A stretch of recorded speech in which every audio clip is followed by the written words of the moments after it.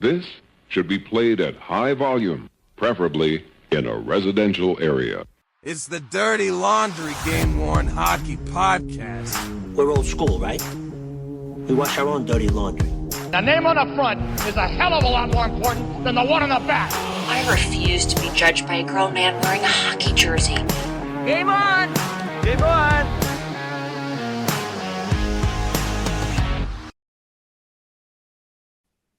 We are back with the Dirty Laundry Game-Worn Hockey Podcast, episode number 52. We're rolling through these in early July. Actually, I guess almost halfway through July.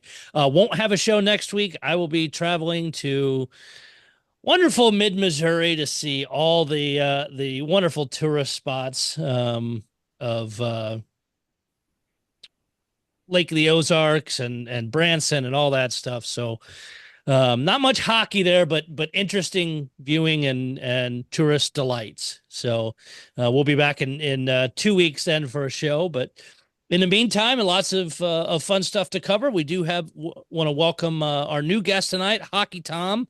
You guys have probably seen him, I know, heavy in the Columbus groups as well as posting in the main group. Welcome, Tom. Thank you. Pleasure to be here. Thank you guys for having me. And Wade's getting ready to stretch out on his bed, do the podcast from the comfortable of his Blues bed there. So I do love the Blues poster too, by the way, for anybody that might recognize that. It is actually shown in the background of the Slapshot movie. Correct. And it's a beautiful poster anyway. But yeah, people always say, where have I seen that? And we know everybody's seen Slapshot. Paul, how we doing, sir? Doing well. Not too much going on out here, except for it's been much too hot the last week or two, and hopefully I'm not complaining about that again in 2 weeks. I know Sunday here it's supposed to be 112, so we'll see some of that. But I'm also going to tell you to just shut the hell up because you are in California. So I mean, come on. It does cool down at night, and the garden is thriving. So that's always good. I appreciate seeing pictures of that. Kind of around the hobby stuff this evening. But actually, before I get to that, of course, I started to try and plug what I'm drinking. As usual, it is an old fashioned because that's my go-to. But a little Maker's 101, Maker's Mark 101 this evening. So nice touch of that. I am a big fan of Maker's Mark. I'm even one of their ambassadors. Have a fancy little wood business card they've sent me and some other gifts, which is kind of cool. I have my name on a barrel that's not quite ready yet. So all that kind of stuff. This weekend, Migrate Expo, Saturday in New Jersey. I know I saw a post online this morning saying the grab bag is completely sold out. So good luck to all the people that are in that. Can't wait to see the pictures from the expo, stories posted online, as well as what people end up with in their grab bags. Announced today also, Dallas Stars equipment sale is going to be next Thursday, July 18th.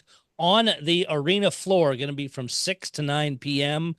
In the press release stuff I saw, didn't see any breakdown of season ticket holders get in early, things like that. If you are one, I'm assuming you know all that. So a couple auctions just to touch on those as we go around the hobby here. NHL auctions, they have a bunch of different sticks if you're looking for those. From Joe Pavelski, lots of mostly Dallas stuff, but some other things in there as well. Also, Ottawa Senators, some Brady Tkachuk sticks in here. If you're a Tkachuk fan, you've got Claude Giroux, Senators stuff. So decent mix. No jerseys out there right now. Migrate, they have several auctions going on, mostly the PWHL, and we touched on those some last time. Those are wrapping up. Montreal wraps up next week. Toronto's does as well. Ottawa's is late in the week, and New York is ends up the following week. Heritage Auctions, happen to check their site. They do have a few getting ready to start shortly. Game-worn hockey jerseys. 13-14 Yammer Yager Jersey Devils photo match to the November 30th game versus the Sabres. Bidding starts on that on July the 26th. You can see the picture of the jersey and details out on their site already, but the auction is not open. A couple other interesting ones. Another Devils one, a 92-93 Scott Stevens game worn jersey in there with the A and the NHL 75th patch. Then this one's an interesting one, and I'd like some more details because I'm not by far a 1980s Olympic expert, but I don't know what these completely look like, but it looks good and shows use. A 1980 Mike Eruzione practice worn and signed pre-Olympic jersey. The description is kind of interesting on it. Captain, this is Mike Eruzione, captain, 1980 U.S. Olympic hockey team, scored a game-winning goal against Soviet Union, as we know, in the Miracle on Ice. Here we're presented Eruzione's red, white, and blue jersey that was worn during the early part of Team USA's 1980 pre-Olympic schedule during practices. Game wear on this XL sweater consists of sticks and slash marks, board burns, board paint, on repairs, holds, stitch pops, and pilling. In addition to proper airnet tag in the collar, while screened on identifiers are on the front, back, and identifiers, on the front, back, and sleeves. Guide value or estimated is at least $4,000. So the numbers and the USA are all not sublimated, but more ironed into the thing. Nice looking jersey, but I don't know if they wore that practice. That just looks kind of weird. But I'll be curious to see what that also does open up on July 26th. So we'll keep an eye on where that goes. Any 1980 Olympic stuff. And then there also is actually that one's sold already. I don't know why that's showing up as coming up, but a 74-75 WHA jersey. But that's all I could find as far as important or bigger name auction houses, sites with stuff out there right now. I don't know if you guys have seen anything or any other random postings of game jerseys outside of team auctions. Just the AHL auction still has quite a bit up there. With they got Coachella Firebirds and somebody else, don't they? Yeah, well, I think they still have the Hershey jerseys. I don't think those have closed yet. But then a few other teams have a handful of jerseys up there. They keep adding new jerseys each week. So keep an eye on that. But as a side note, because we have seen it, check what those descriptions say, because we've seen in past where people have gotten those and they find out they're issued and the player wore a second or different things. So pay attention to those descriptions very closely. All right. The big thing of tonight, our new guest joining us for the podcast for the first time, Hockey Tom. So Tom, for people who don't know you, kind of give us your background. Yeah. So, I have talked to Paul in the past as well, and I think I've interacted with most everybody here except maybe for Wade specifically. But I actually live in Michigan, mid-Michigan. I actually moved up here about 10 or 11 years ago for work. I work in healthcare, but was born and raised in Central Ohio. So actually was in college pre Blue Jackets days, and we had the ECHL, the Columbus Chill that were there, and really started to kind of get hooked on hockey, and so became a Blue Jackets and NHL fan from the start of that franchise. And so was fortunate enough to work for a health system there and had some season tickets early on, and just started collecting some miscellaneous stuff, mainly just some cheap game used sticks. And my youngest daughter actually back in 09, 010 won jersey off the backs of Christian Huselius at the final home game. And so we kind of thought, oh, that's kind of cool. And just the bug bit, and I just started collecting from there. And so even as I've moved up into Michigan and followed the Red Wings and the OHL teams and some other teams, I've stayed loyal to my collection is pretty much mostly Blue Jackets with some other stuff scattered in. And then I kind of focus on Rick Nash and Nick Foligno specifically, but obviously we've got a lot of other players than that. But yeah, my focus of my collection was mostly sticks until seems like 3 or 4 years ago. And then I looked and I actually have well over 200 jerseys. So it kind of went fast and furious on the jersey side. But now you said your daughter won the jersey off the back. That was the first jersey you got. Were you aware of the game worn jersey hobby? Because you said you were big into sticks, but were you aware how big that was, or did the bug kind of get you once you had that in front of you? Yeah, the early years of when we had season tickets, I've got three kids who are all my youngest now. The one that won in '09, '10 is actually 22. So the other two are older than that. So was raising three kids with my wife, obviously during those early years. And so the team sold their jerseys themselves. That was pre my gray. And they would always have they would email you or print out a list of what they had that was game worn, and like jerseys, would start at a couple $100 and went up into the thousands if you were talking about Nash and Fedorov in some cases. And it just seemed like even the lesser players just seemed really expensive. It's funny, I've got some early sticks in my collection that still have the team tag on them that are game used, where I paid like $25 or $50 for them. So it was just the sticks were a lot more accessible. And I became good friends with some folks there during the lockout. I remember one time they actually used to do full COAs. Doug McClain used to actually sign every COA for every game used stick, whether you paid $50 for it or 500. And I remember during the lockout, I drove up there to the team store to the arena, and of course nobody was there. It was just deserted. And I said, "Well, what sticks do you have?" And the guy laughed and just started going to the basement and started bringing up piles of them. And he's like, if I don't have to ask Doug McClain for a COA, he's like, and I remember I paid, I think, like $400 and left with just like a handful of like 25, 30 sticks at that time. And so what I started to do was trying to collect one stick from every player that had played at least one NHL game for the Jackets, which is, I think that number is about 350 players. Wow. I have actually, like I said, I've got close to about 600 sticks. So I don't have every player, but I have multiples of some players, and I've some that are just very hard to get, like Sean Hunwick, who's Matt Hunwick's brother, was a goalie for Michigan, played, one game for the Jackets and used his Michigan stick. And my understanding is it actually got sold at a Michigan equipment sale. So there's some of So these guys Paul that probably are, has it then. Paul probably has it, yeah. So some of those are pretty hard to get, but I felt do like have it his gave me jersey. something to focus. Do you? Yes, yeah. Oh, that's awesome. Yeah. Columbus.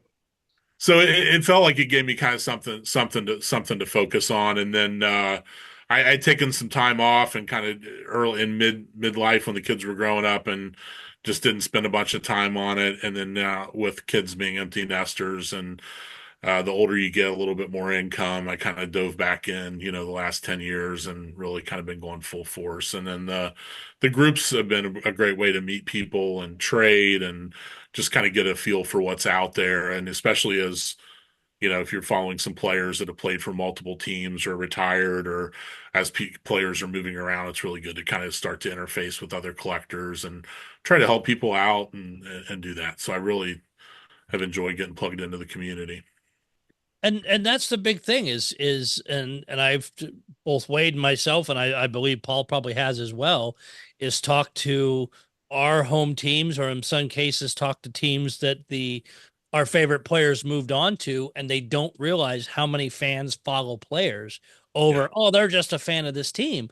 And in a lot of cases, yeah, you can still be a fan of the Blue Jackets, but you also like the players move on, you're going to keep trying to get his stuff. And it's been funny talking to people that sell the jerseys for the team and stuff that are surprised by that. And they don't. Dallas was the example, and I've told this story before. I was talking to their person at the time. They only sold them at games. I'm like, you don't understand. There's fans that like the player, and if we can't get them without trying to find somebody to go to the game and pick up a jersey, and then they started putting them online. They still gave their local fans the first crack, but and that's fine. But yeah, it's fun to do that piece. So besides the Blue Jackets themselves, who do you go after? Yeah, I really tried to look for stuff that's kind of unique. Obviously being here in mid-Michigan, I get a chance to go to a fair number of Red Wings games, and one of the kind of things I've got some Gordie Howe stuff that's signed early. I've got like some things that were personal effects, awards. I actually have a Blue Jackets signed Gordie Howe jersey that he wore in an appearance, which kind of checks both boxes. It's kind of both Gordie Howe and Blue Jackets. And then I'm not far from the Flint OHL team and Saginaw OHL teams. So I kind of follow those a little bit, which is a nice way to kind of get an eye on some players that are going to play for multiple NHL teams and get a chance to see them. And then my wife is actually grew up in Boston, so the Bruins is kind of like my kind of 1A or two team, and then obviously Rick Nash and and Foligno both ended up playing for Bruins for a while too. So helps me check some boxes off. I can collect some Bruins items, and it still fits in my collection. But those are really kind of the main focus. I go kind of when I'm 100 miles wide with the jacket stuff. I've got everything from goalie equipment to helmets to gloves, and so it just kind of gets a little crazy. But I also try to look for the unique stuff in arena advertising and banners and all those things that are kind of really unique. Goal pucks. I mean, unfortunately I've the bug bit me on all of that. Yeah, it's hard when it's all those shiny things like, ooh, that would look cool, and then that and you're like, what the hell am I gonna? How am I gonna show this off? How am I gonna store all that? What's your most favorite unique or oddball piece you have? Yeah, I tend to fall in love with the stuff that has a connection. So obviously Christian Usalius was a serviceable NHL player, kind of a journeyman, but like the shirt off the back jersey that I have that my daughter won is something I'd never sell. I'd probably sell if I needed to financially some of the more expensive jerseys, but I would always hold on to that one. I actually have a Dubois goal puck that was an overtime goal winning goal puck where I actually had for the schedules worked out, and I actually had my three kids with me to see the Jackets game, so I was there in person. And then I've got a Goudreau jersey that I saw that he was there. He scored a really cool wraparound goal wearing the jersey. So I was there for one of the season ticket games I have. And so I've got the jersey and I've got the goal puck and things like that. So those are some of the things that I kind of gravitate to. And then, again, I feel kind of fortunate, like the Rick Nash, some of his like Columbus used game used sticks were very, very hard to find and were almost impossible for me to purchase early in my kind of collecting career. And I think I've got maybe 30 or 35 of his game used sticks now. So Wow. kind of as you get older and we're able to make trades and kind of find some things and be able to purchase some things, it's kind of cool to have those things back that when you look back, you didn't, weren't able to pick up early on when you started collecting. Now, is there anything you have that is just like a complete oddball? It's like, where the hell did the team even get a hold of this kind of thing? Um, I have a couple. I've got some Adidas prototype jerseys. Like actually have a PK Subban Blue Jackets jersey that was an Adidas test jersey that's got all the markings on it where they marked how many times they washed it to try to see if the stuff faded. I actually have a Rick Nash model autographed Louisville Slugger bat that they made for him. It was a 101 back when he used the TPS sticks, which is kind of interesting. So yeah, I've got some kind of some kind of oddball stuff. I've got Johnny Gaudreau's hat trick goals from the All-Star game. I've got all three of those pucks. Kind of have kind of some kind of oddball weird stuff. And it's that kind of stuff that just shows up and is different. I actually have a friend of mine that owns Jonathan Taves mouthguard case, has his number and stuff for the Hawks, but it's weird stuff like that gets out into the hobby, and you're like, really? But it's probably a one thing. You're not going to see much of that stuff show up. Yeah, and I have a couple. I do have Foligno's 1,000th game jersey that he wore when he was with the Bruins. I've got Scott Hartnell's 1,000th game jersey that he wore when he was with the Blue Jackets. So it's kind of cool to have some of those kind of milestones. And obviously they wore multiple a jersey a period those games. So it's not kind of the only one from the game, but kind of nice to have some of those things too that are tied to some milestones. Now being dialed into the Jackets like you are, and how things were rough this past season, how do you think they'll fare this year? Yeah, I hope better. I feel like I've had a chance to being one of the nice things about being where I am now is I've been able to go up a couple seasons to Traverse City and see the development. the prospects camp that they had up there and see the Jackets play the Blues and some of those games. But I don't think there was any doubt that Yarmo was a great scout. I think he didn't have any problems drafting guys that I think are going to be really good players. And the frustrating thing is seeing some of those players leave Columbus and go and have success somewhere else. I feel like I feel like a lot of it's the chemistry. It's almost like they were building a team almost like a PlayStation team, where you're just plugging people in, but they have to they really have to get along and play with each other. I think like the move of bringing in Monahan for Goudreau, where you've got guys that know each other. I think trying to get rid of, if Line doesn't want to be there, getting him traded.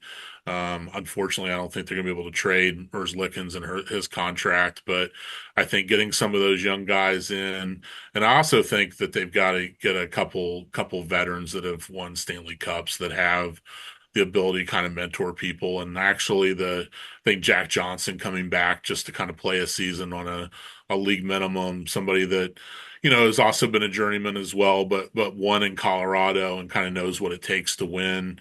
I think he's not necessarily going to play every night, but I think for him, he'll probably almost be more valuable in the locker room and off the ice than he probably will be on the ice. But I think that's some of the things. I would love to say that they've got a shot at making the playoffs. I think this is probably still going to be another kind of painful growing year, but I feel like the patience of fans just keeps wearing thin.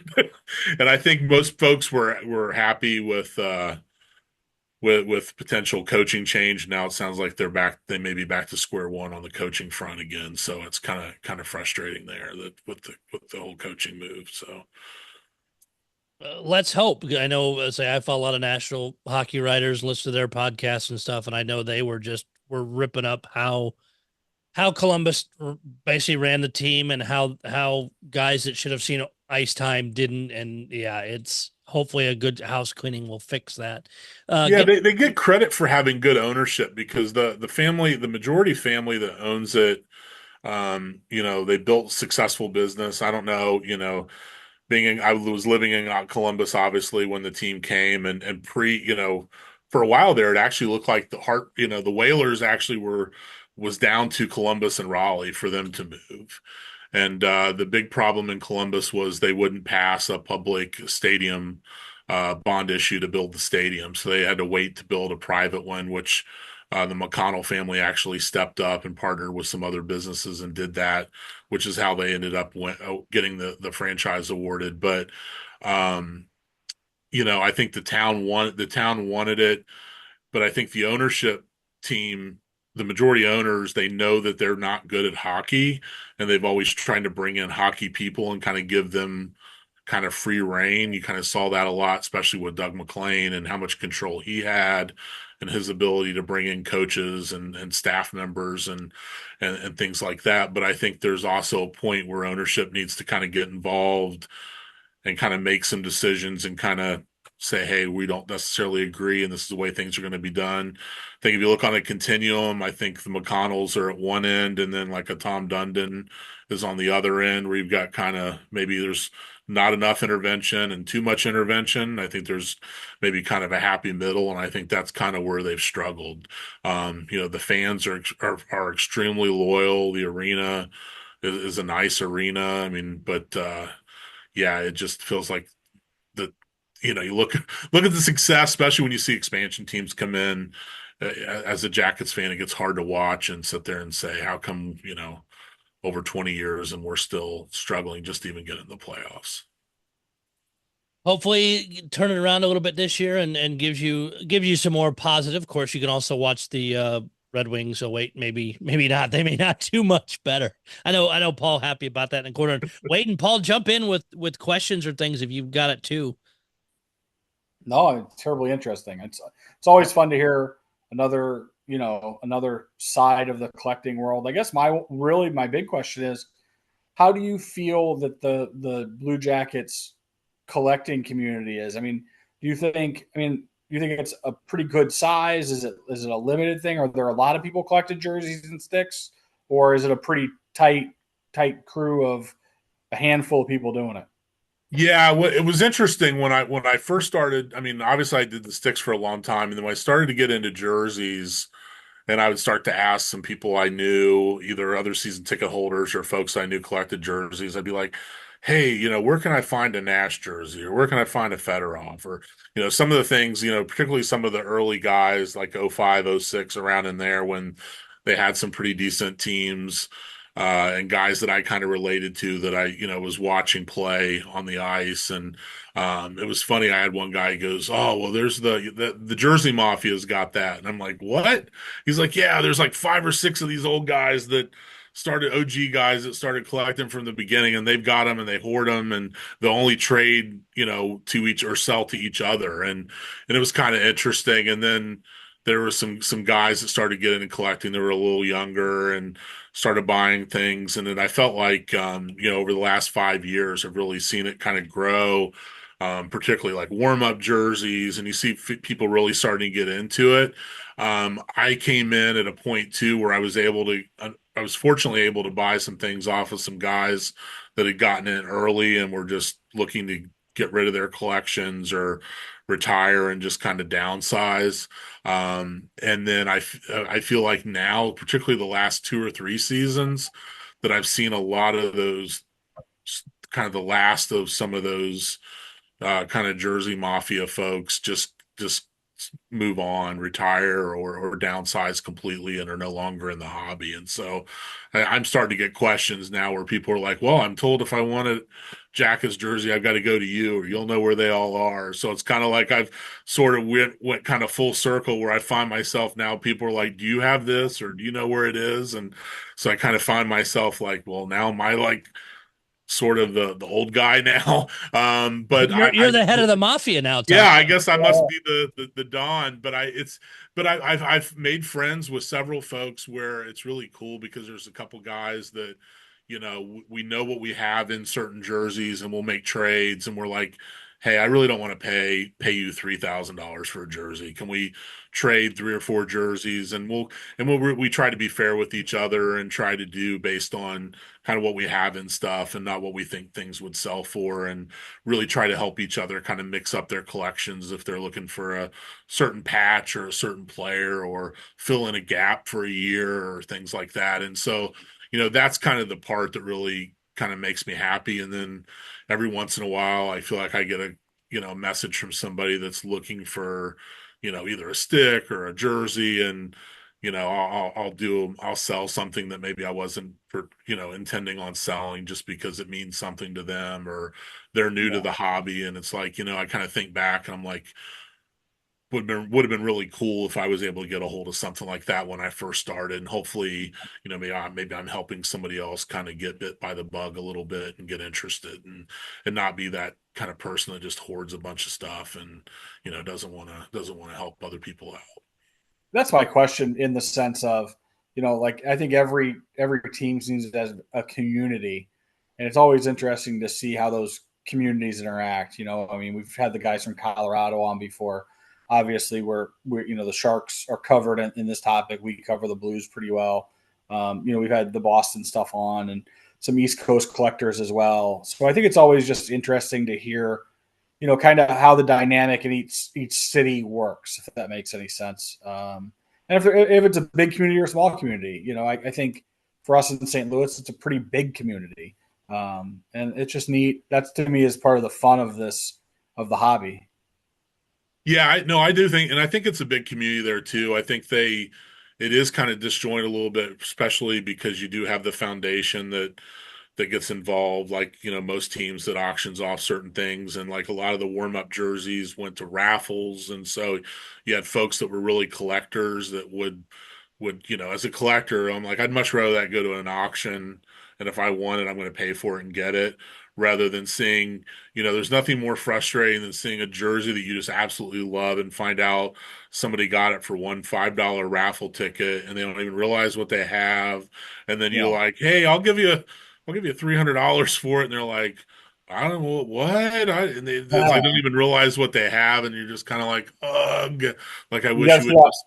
Yeah. I wish How many you of would those just. end up in yard sales? And Yeah. Oh, and I feel like, and me not being local, anymore, living there, it does kind of kill you when you find somebody that finds, oh, look what I found at the flea market, and some guy was liquidating a friend's collection that had died, and he put a framed jersey off your back on, listed it in the group for $50, and people Yeah. were, and of course everybody's like, "What?" I mean, the thing was gone in 2 seconds, and I'm like, "Oh Yeah. man!" I'm like, I'd have given you a couple hundred for it easy, and so it's every once in a while people get those deals, and they got to be happy for them though too. Keeps them interested, but Absolutely.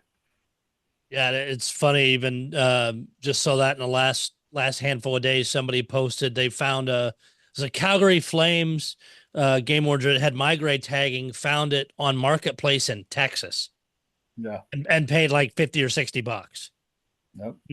And yeah, it kills you no matter where you are because it's like, oh, I could have. And I found junior jerseys in our in antique malls up here. I mean, it's not quite the same level, but it's just funny to where this stuff shows up. And with social media and that, you have a much bigger view of where this stuff is. So in your collection of jerseys, do you have any that are just torn up in weird ways or been repaired in weird ways? I had one, which ironically I another collector on this call that I reached out to because somebody had said, "Hey, he may be interested." It was Paul. I had a Columbus Jody Shelley jersey, which had a gruesome all the way down the whole sleeve, had probably a 12-inch or 13-inch, was completely ripped open. It had been sewn back. There was a neck repair. And I was fortunate enough to get that. Another collector, I had bought some stuff off of him as he was kind of liquidating, um, and it was just completely gruesome. And I ended up actually was able to trade it for another Nash jersey that I wanted, which ended up being good. But the Shelley, I've had a Dalton Prout that was pretty tore up. It was another fight where he really got pulled around the neck, and the neck had been ripped and had major repairs.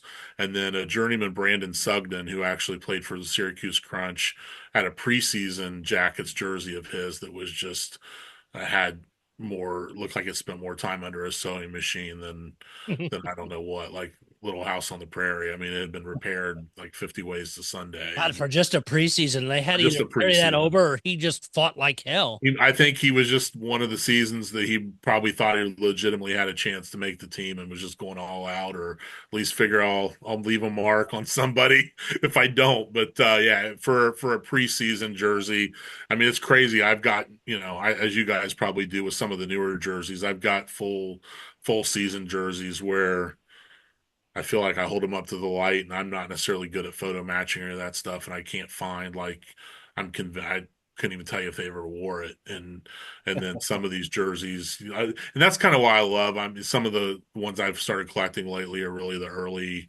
2000s, 2000 to 2007, 8, 9, some of those years where just feel like, especially the white Blue Jacket jerseys, some of the goalie jerseys just a lot more wear on them, and you can see puck marks and rips in the crest where they got repaired and those things, which I think are just really, really cool and neat.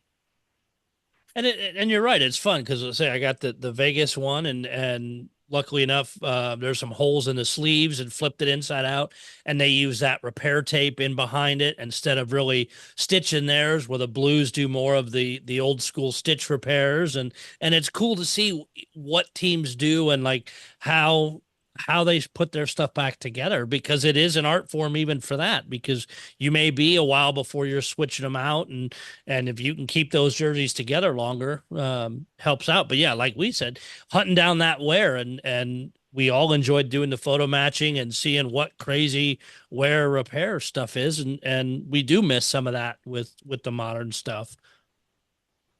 Yeah, and the Jackets too. One of the Jamie Healy, who's now the head equipment manager, but was the assistant for a number of years since the team started. I think it's maybe 3 or 4 years ago.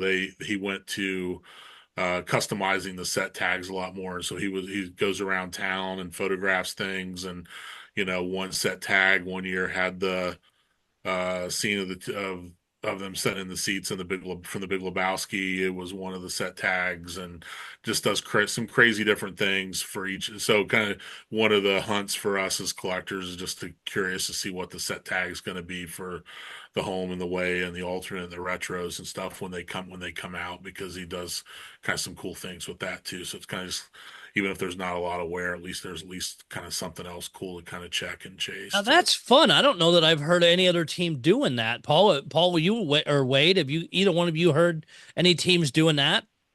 For me, just I'd seen Columbus do some stuff. Yeah, which I always thought was really neat. Like some of the backgrounds of their game use set tags are cool. I've had the fortune of getting to like kind of go, and I think on the Columbus game use page, where somebody had a website where they had a bunch of different pictures of them. Which Tom, that could be yours for all I know. But yeah, no, it's not. There's actually a collector, Charles, that's in our group, that's in the group. But there's actually if you Google Blue Jackets Game War Jersey Guide, it's actually a Google site. And he actually kind of one of the original OG jersey collectors. So he's probably one of the guys that you could say is in the mafia. But he did a nice job of chronicling all the jerseys by year, and nice pictures, including set tags, and kind of give you an idea of what's out there.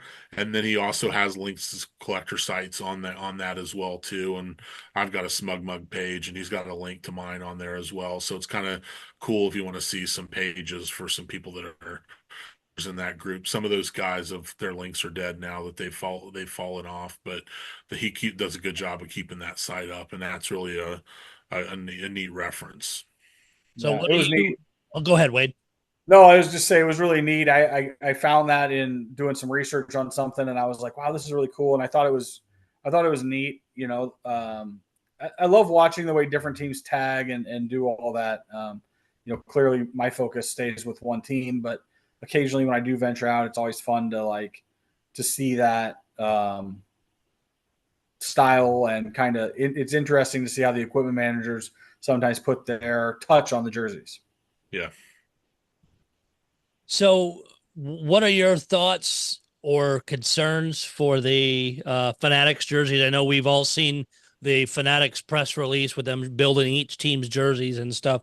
Do you have any concerns or thoughts about the coming year?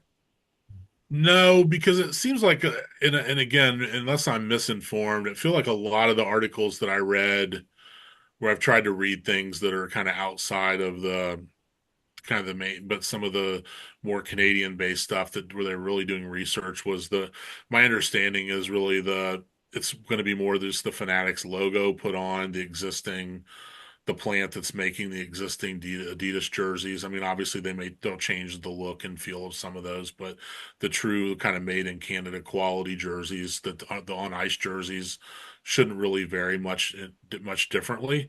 I think the stuff that they put out, the fanwear stuff, is just, particularly the jerseys, are just not great. I mean, at all. They're really kind of horrible. And I mean, I think if you're just going to wear it to the game and, get mustard and ketchup on it, that's great.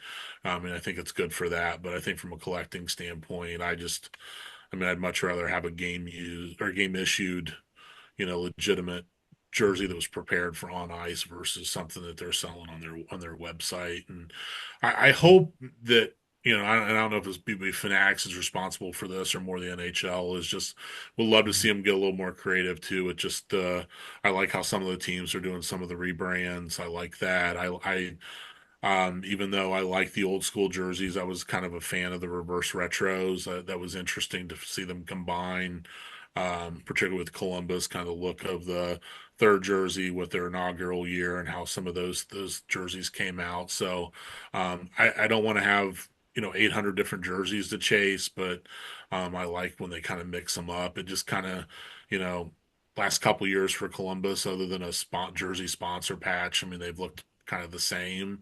And so unless there's a specific patch, like it's a 20-year patch or something like that, it's kind of like, as a collector, what's really why do I really need to buy a bunch of these or pre-order a bunch of my gray if it's going to look the same as it did the year before, unless it's a player that you're wanting to collect that you don't have or something like that. So I think there's a healthy balance. Like, give us enough variety that there's something for us to chase, but then also don't just flood the market with 50 or 60 new things and make it impossible for collectors. I mean, this the amount that it's just crazy just seeing the hobby grow and how much certain things go for and how much stuff's selling for when it resells. And it just makes me think, even if I can afford something, there's part of me that just kind of feels sorry for somebody that's in the position maybe I was 20 years ago, where they really can't get into the hobby, or they can't buy a jersey because it is way too expensive. So you just kind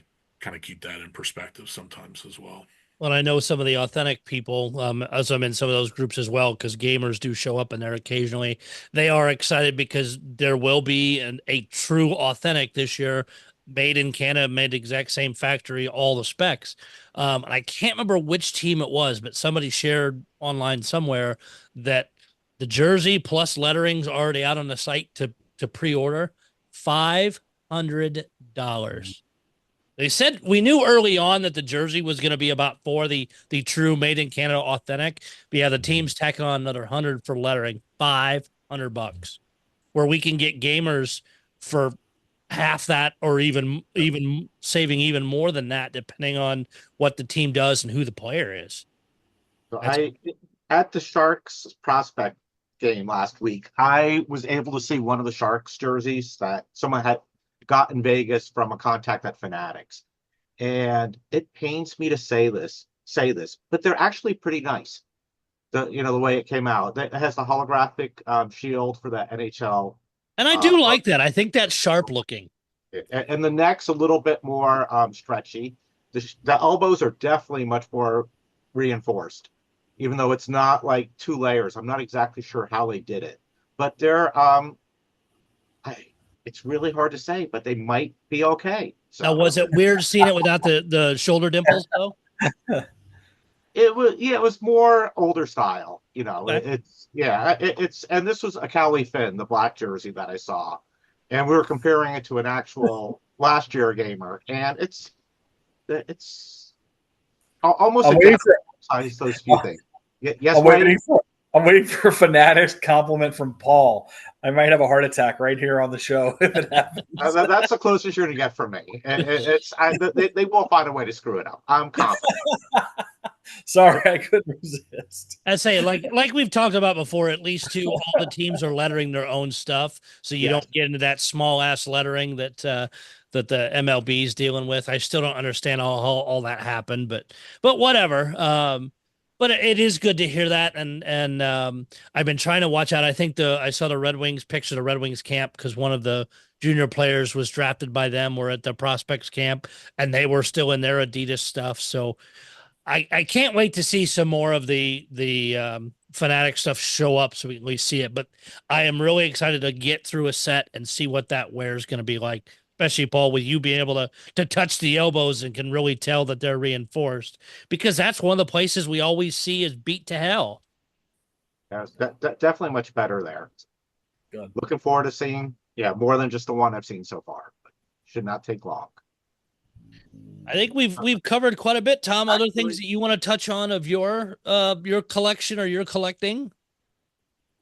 No, like I said, I enjoy this. I enjoy just kind of getting to meet new people and find out what they collect. I think it's always nice, like when, I don't get a chance to just live on, when we're working and stuff, live on in the groups, but it's nice when I'll find out when somebody's tagged me and said, "Hey, I think this is something you may be interested in," or somebody will reach out and say, "I'm gonna put this for sale, but I want to offer it to you first." And I kind of try to do the same thing. I mean, I know, Paul and I had talked about the one. Somebody's like, "Paul may want that." I'm like, "Well, hey, no problem. Let me just find out. If he doesn't, not a big deal." And so I think it's really cool just to kind of get to know what people collect. And I think it's interesting to find out kind of why. I mean, found out Paul and I, uh, didn't live far from each other early years before moving around the country, and it's just kind of cool to see why do you collect this, or why do you like that team, or kind of who's your player, or what's your connection.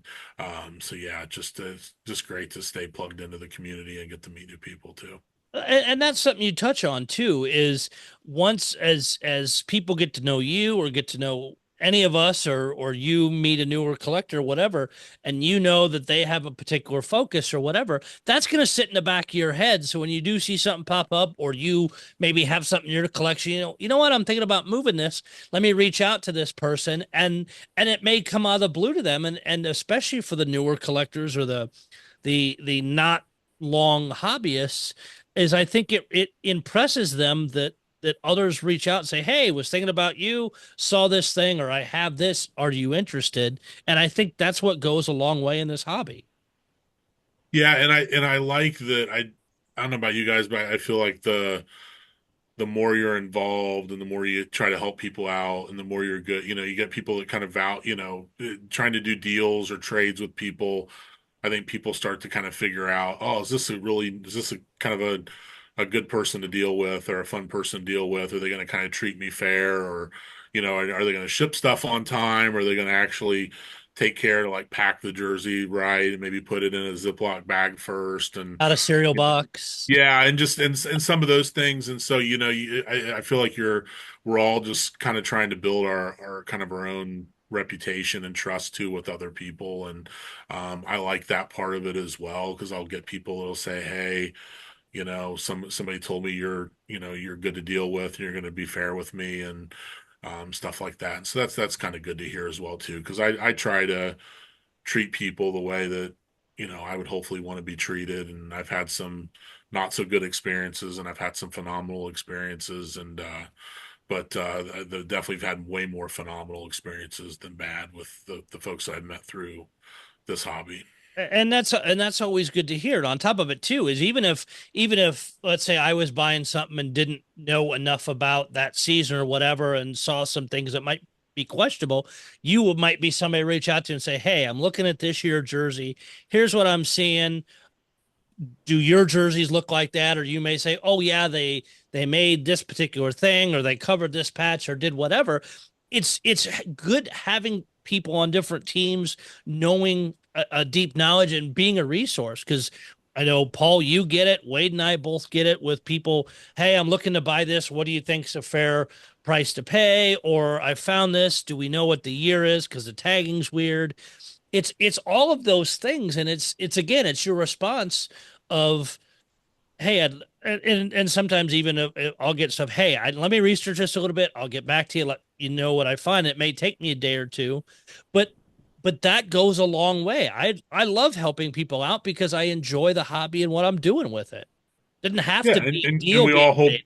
we all hope that they'll help us out when we're in that situation too, right? Like Of course. I ran into a situation where one year the Blue Jackets alternates, they didn't do any set tag at all. So it's like, and then I had another collector that's like, hey, I've got a copy of the letter that the team sent me with my jersey that said that this year they didn't put a set tag in it. And so you're kind of like, oh, okay, that's cool. And so just to learn little quirks like that, or when they've recycled a jersey from a previous year and somebody knows why they did it or what the issues were, and some of those things, just kind of cool and good for people to pass that knowledge on. Yeah, because otherwise it either gets forgotten or not documented somewhere. I mean, even a podcast like this, as we've just discussed that one. Wade and I've discussed several times when the Blues were transitioning to the prime green, they wore the non-prime green ones in the preseason to get rid of them, and they didn't have set tags in them. But him and I and some others have owned a bunch of them already with plenty of wear and photo match. But if you were to just somebody got a hold of one and sold them, somebody might think it's been faked, that it's just an issue jersey somebody put some marks to. But now, nope, we can go to Getty and say, yeah, that was worn here, and these were the games, and here's what happened. So it's that knowledge and that documentation somewhere. Yeah. No, I agree. And I do feel like, I feel like I'm just a steward of what I have, right? Like what I have, I feel like I'm just kind of like a caretaker of it for a while. And I know at some point, you know, whether my son's interested in some of it or other collectors, I hope at some point I'm able to pass stuff on or sell some stuff on to folks that are gonna enjoy it and cherish it and like it like I did, and they'll do the same. And so I feel like we're all just kind of holding this stuff for a while, and Yeah, we can't be buried with it. Well, I guess you can, yeah. but it's kind of a waste. And just remind your kids, remind your spouse, whatever. Please just don't donate it to Goodwill. Get it, Yeah. reach out to somebody to get it sold or make some kind of way to actually make some money off of it. Well, Paul, the problem go I ahead. have is maybe the problem everybody else has. I don't. My wife will ask me what the stuff's worth, and I tell her it's not worth anything because I'm Right. not spending any money on it, right? But she Yep. sees every time. Most of my stuff is in my finished basement, which she doesn't usually venture down. But when she does, she just feels like there's more and more stuff every time she comes down. I'm like, well, you're probably right, but Just like they're just like rabbits. They just randomly multiply. We don't even know why it happens. So, yeah, I think she's trying to figure out what vacation she could go on if we sell this and this and this and this. uh-huh. Yeah, my wife. When'd you get that one? I don't remember seeing that one before. Yeah. Well, the good news is I mean, I trade enough that she does see some stuff leaving. I don't think she has a clue whether the in and outs are equal to each other, but she does at least see that some stuff is leaving. But, of course, when everything comes in, she just goes, "Oh, is that another trade?" Yeah, yeah, yeah, that's a trade. Per this podcast, everything's been equal for Tom. The in and Yeah, outs have balanced out. everything's a trade.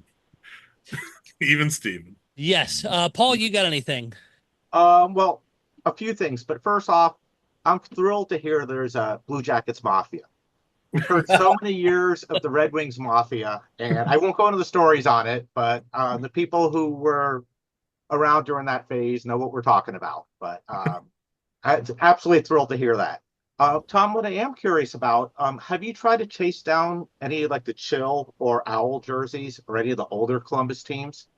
Um, I haven't, but I know a collector in the group that has some jerseys, and there was I don't know if anybody in this group is interested or aware, but there was a movie out, International Incidents, that's actually on one of those, is it Vimeo or what's the like the independent streaming platform? But it was a documentary that was done by a local guy that documents all of the Columbus teams pre Blue Jackets, and so he touches on the Owls and the Checkers and the Chill. And so I know a collector that has some stuff from there. I have like some nameplates, and I've got a game use stick from a couple players. No jerseys, just because again, I think I start to collect, and if I go in that area, then I know I'll be like trying to complete a whole year team set or something, and I just don't want to kind of get down that rabbit hole. But I have an affinity for that stuff. Those were some of the first hockey games I ever went to were old chill games in the Fairgrounds Coliseum in Columbus, which was a blast. I'll date myself. I actually went to Owls games, which were a lot of fun at the fairgrounds. So. Yeah, I do have thanks to that vintage hockey website, I've got my Columbus Owls t-shirt and some of those old vintage team t-shirts, which are really cool too. Yeah, I just remember that rink being so incredible. It seemed so dark while And watching the cool. games. It was cool. You felt like you were. It reminded me, if you've ever been to the Cincinnati Gardens that used to be there. It kind of reminded me of that. I mean, it was just very closed in, and you felt like you were just right on top of the action. It was really just a fun, raucous place to watch a game. Great memories, lots of fun. And now the other thing I do have to ask, being a Blue Jackets fan recently and all that, how do you feel about a large portion of your team coming from Ann Arbor? I like it. I mean, I like the fact that they've got picked up some players that have played together. I actually, was kind of curious to see whether, Rucker McGorty, whether he may end up coming to the Jackets, which I think would be great. Yeah, I think bringing in these guys, and it's interesting because I think it's fun to see the Columbus fans who are most of them were diehard Buckeye fans have to root for these Michigan guys. But Werenski's been a great class player, class guy, one of the leaders of the team, and I think he kind of set the example. And as a Blue Jackets fan, I kind of hoped maybe Larkin would have maybe signed with the Jackets before he signed a long-term deal with the friendship that the two of them have. And yeah, but it's good to see, particularly to see them picking up guys that are come from that winning program and know how to win. I think that's just that's great. Very happy to hear that. So, And I would love to see Rutger end up there. Yeah, I think it would be great. I don't know if, does Line A end up back in Winnipeg? Now that some of those other guys are gone that, I think maybe had some problems with before, it'd be kind of be interesting to see. And it will be. Wade, what you got? Man, nothing. Fun episode. Really nice to meet you, Hockey Tom, and hear about the Jackets, and ready for another hockey season to start coming upon us. I know there's still movement going on everywhere, and interested to see where everybody ends up. So many good players still available, and so many moves still happening. So it's a fun time of year. Training camp's not that far away. God, with the prospect Not at camp all. just finishing up, that's insane. And seeing what guys are doing what things, and I'm excited to go down to training camp just to get into that's the way to get into that hockey mode. So Yeah. And Tom, I know I know you say you're huge in the Columbus group. If anybody's looking for you there, and I think you're in the main group as well. Yeah. So if anybody's looking, just look up Hockey Tom. If you got questions on Columbus stuff or looking for things, have stuff to sell, he would definitely be the man. I know he's keeping an eye out for me for a McKenna Columbus jersey. So hopefully I need that for the collection because mine went to Mike himself. So there's 5 in existence. We know where 2 are. Tom and I were talking about before the show started. So there's 3 out there somewhere. Hopefully one shows up soon. I don't even care which one it is. But I know it's all the different styles are available of him. So Tom, you are welcome on the show anytime. We appreciate it. Hope you enjoyed it, and definitely reach out. We'd love to have you on again. Well, I appreciate it anytime. Just let me know, and appreciate what all you guys do. I enjoy listening to the podcast.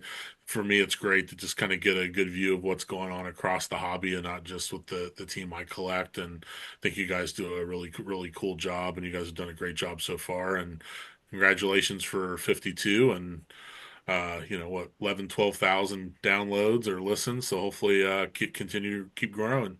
We appreciate that, and if you're a collector for whatever team and want to see about coming on, shoot me, Wade, or Paul a message. We can definitely work in on the schedule. Like I said, no show next week. I'll be traveling in Missouri, but we'll be right back at it the following week. Hopefully, have a bunch of stuff to touch on. I think as we get closer to the season, we'll see more with what teams are doing with their new jerseys and all that kind of stuff. So it'll be fun to cover. Till next time, thanks all for listening. Make sure you like, subscribe, comment, give us. I'm trying to get us up in the ratings to see if we'll show up on Apple Podcasts or Spotify. So do all that stuff for us. We do appreciate it. We'll see you back next time.